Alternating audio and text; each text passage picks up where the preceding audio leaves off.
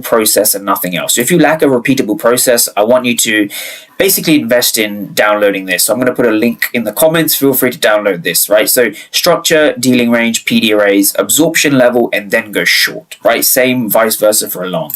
So taking trades like this, again, you can see the weekly candle being big, the wick being small, and then the wick getting bigger. So your job as a trader is to position yourself inside of a higher time frame wick so that you can catch this expansion or these expansions, right? So again, basic questions that I ask myself going into the markets, because I'm not looking for a trade. I'm looking to read the stories and the clues that the market gives me. So basic questions I like to ask myself, right? Where is price relative to the weekly opening price? So if I wanted to go short at this level or this level, we are above the weekly opening price. Hopefully traders can see this, right? If we're looking to go short here, we want to be shorting in what we call a bullish weekly candle.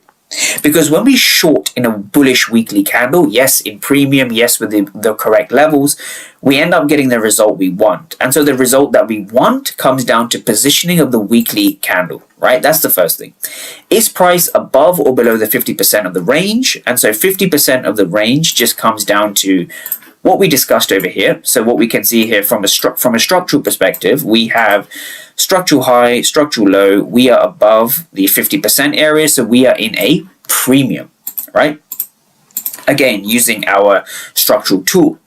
Now, the final thing we want to ask ourselves is price at an area of supply and demand, right? So supply and demand isn't a fair value gap. Supply and demand is not some random line that you draw. Supply and demand comes from specific fair value gap areas that have absorption, right? I've explained this many times. The reason you don't get it is because you haven't put in the chart time or the work to understand where these absorption areas are. It takes chart time, it takes practice, it takes screen time, it takes getting it wrong before you get it right, and you'll still get it wrong as you're getting it right, right?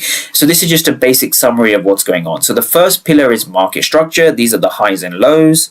Then from there we have our dealing range. Then from there we understand premium and discount. So these are premium absorption areas, these are discount absorption areas.